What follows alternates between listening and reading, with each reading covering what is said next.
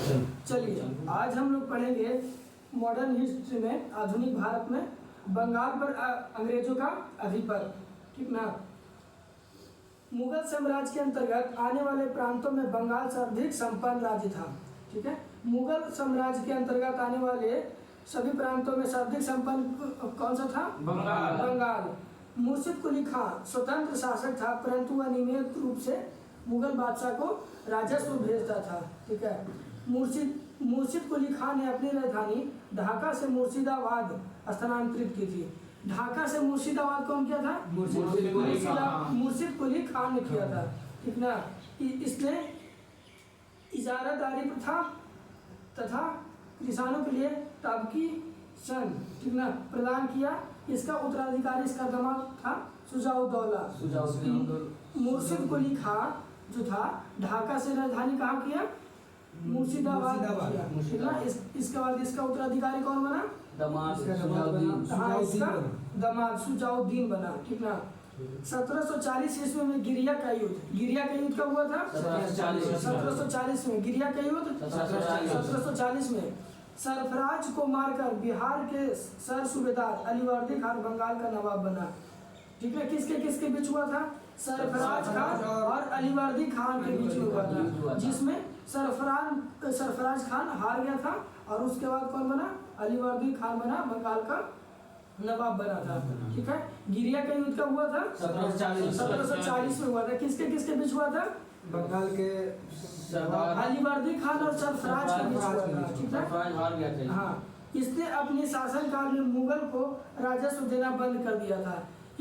कौन? अलीवर्दी खान अपने शासनकाल में मुगल को राजस्व देना बंद कर दिया था। ठीक ना। इसके शासनकाल में बंगाल इतना समृद्धशाली बन गया कि बंगाल को भारत का स्वर्ग कहा जाने लगा। भारत का स्वर्ग किसके शासनकाल में कहा जाने लगा था? अलीवर्दी खान के समय में शासनकाल में बंगाल को भारत का स्वर्ग कहा जाने लगा। ठीक ना। और उसके बाद अलीवर्दी खान के बाद उसका उत्तराधिकारी कौन बना? सिराजुद्दौला। उसका दामाद कौन था? सिराजुद्दौला बना उसका उत्तराधिकारी। 20 जून 1756 में काल कोठरी की घटना। ठीक ना। 20 जून 1756 में ब्लैक होल ट्रेजिक नामक एक घटना हुई।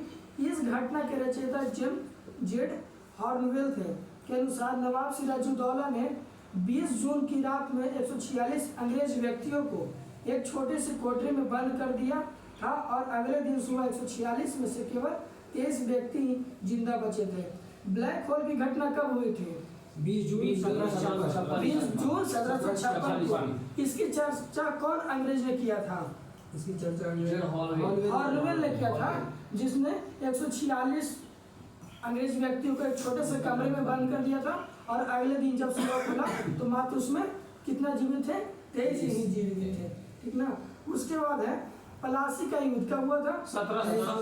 23 जून 1757। 23 जून 1757 प्लासी का युद्ध 23 जून 1757। अंग्रेज के सेनापति रॉबर्ट क्लाइव एवं बंगाल के नवाब सिराजुद्दौला के बीच हुआ था। प्लासी का युद्ध किसके बीच हुआ? रॉबर्ट क्लाइव और सिराजुद्दौला के बीच हुआ, जिसमें नवाब अपने सेनापति मीर जाफर की धोखाधड़ी करने के कारण पराजित हुआ। सिराजुद्दौला का कौन सेनापति था? मीर जाफर था। वही उसका धोखाधड़ी किया था, इस कारण से वो हार गया था। ठीक ना। पराजित हो गया था। प्लासी का युद्ध कब हुआ था? 23 जून 1757 को प्लासी का युद्ध हुआ था। किसके बीच हुआ था? रॉबर्ट क्लाइव और सिराजुद्दौला के बीच हुआ था।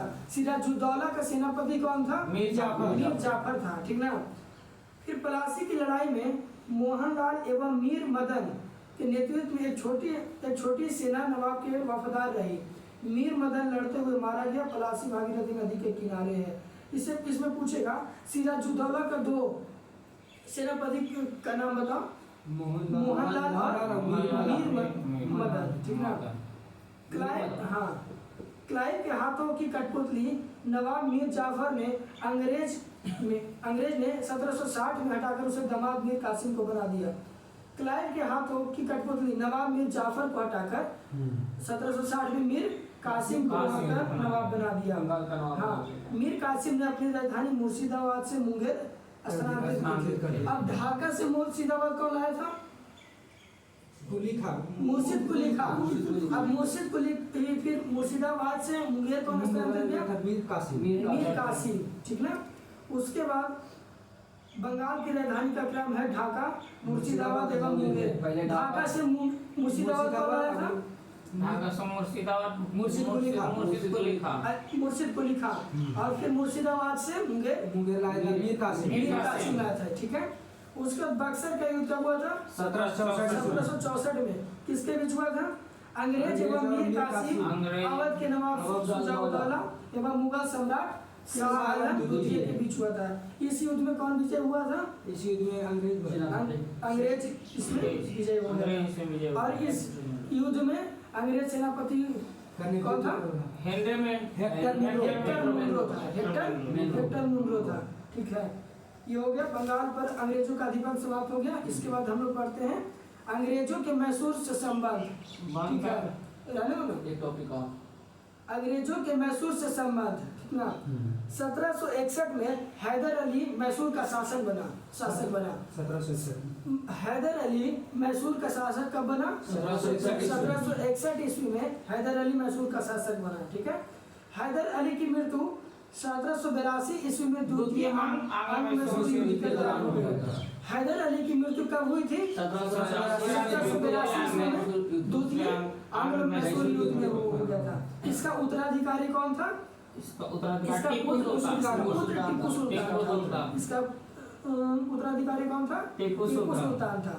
1787 ईस्वी में टीपू ने अपनी राजधानी श्रीरंगपट्टनम में बादशाह की उपाधि धारण की। बादशाह की उपाधि टीपू सुल्तान कब? 1784 में। कहाँ?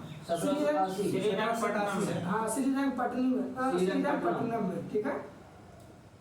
इसने अपनी राजधानी श्रीरंगपट्टनम में स्वतंत्रता का वृक्ष लगवाया और साथ ही जैकोबियन क्लब का सदस्य बना। जैकोबियन क्लब का सदस्य बना, कौन बना था? टीपू सुल्तान बना था, ठीक है। उसके बाद है प्रथम आंग्ल मैसूर युद्ध कब हुआ था? 1767 से लेकर 1769। प्रथम आंग्ल मैसूर युद्ध 1767 से लेकर 1769 तक। द्वितीय आंग्ल मैसूर युद्ध 1780 से 1784। द्वितीय आंग्ल मैसूर युद्ध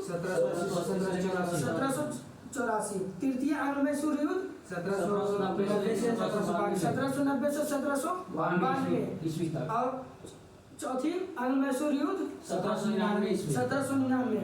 अब बताओ प्रथम आंग्ल मैसूर युद्ध कब हुआ था? द्वितीय आंग्ल मैसूर युद्ध कब हुआ था? तृतीय आंग्ल मैसूर कब हुआ था? 1792 से 92। और चौथा आंग्ल मैसूर। द्वितीय आंग्ल मैसूर युद्ध के समय गवर्नर जनरल कौन था? वारेन हेस्टिंग्स, ठीक ना। द्वितीय आंग्ल मैसूर युद्ध के समय गवर्नर जनरल कौन था? Warren Hastings. तृतीय आंग्ल मैसूर युद्ध के समय था लॉर्ड कॉर्नवालिस था, ठीक ना। चौथी आंग्ल मैसूर युद्ध के समय था लॉर्ड वेलेस्ली। दूसरा में कौन था? दूसरा में वारेन हेस्टिंग्स। तीसरा में कौन था? Lord Cornwallis. और चौथा में लॉर्ड वेलेस्ली। फर्स्ट में कौन था? फर्स्ट द्वितीय आंग्ल मैसूर युद्ध में कौन था सेनापति? Governor general. तृतीय आंग्ल मैसूर युद्ध में कौन था? कॉर्नवालिस। और चौथा में लॉर्ड वेलेस्ली। अब तुम बताओ खाली, द्वितीय आंग्ल मैसूर युद्ध में गवर्नर जनरल कौन था? और तृतीय आंग्ल मैसूर युद्ध में कॉर्नवालिस। और चौथा में लॉर्ड वेलेस्ली। अब बताएगा तुम प्रथम आंग्ल मैसूर युद्ध कब हुआ था? 1767-1769। दूसरा आंग्ल मैसूर युद्ध दूसरा हुआ था 1780 से 1784। अब तीसरा 1790 से 92। चौथा 1799। अब तुम बताएगा दूसरा आंग्ल मैसूर युद्ध के समय गवर्नर जनरल? दूसरा हाँ। Warren Hastings. तीसरा लॉर्ड कॉर्नवालिस। चौथा था लॉर्ड वेलेस्ली। ठीक है, याद हो गया सबको? टीपू की मृत्यु श्रीरंगपट्टनम में आखिरी युद्ध यानी चौथे अंग्ल मैसूर युद्ध के दौरान 1799 ईस्वी में हो गई थी। टीपू की मृत्यु कब हुआ था? 1799 कहाँ हुआ था? कहाँ हुआ था? श्रीरंगपट्टनम में। टीपू सुल्तान को मैसूर कहा जाता था। शहर मैसूर की उपाधि को किसे कहा जाता था?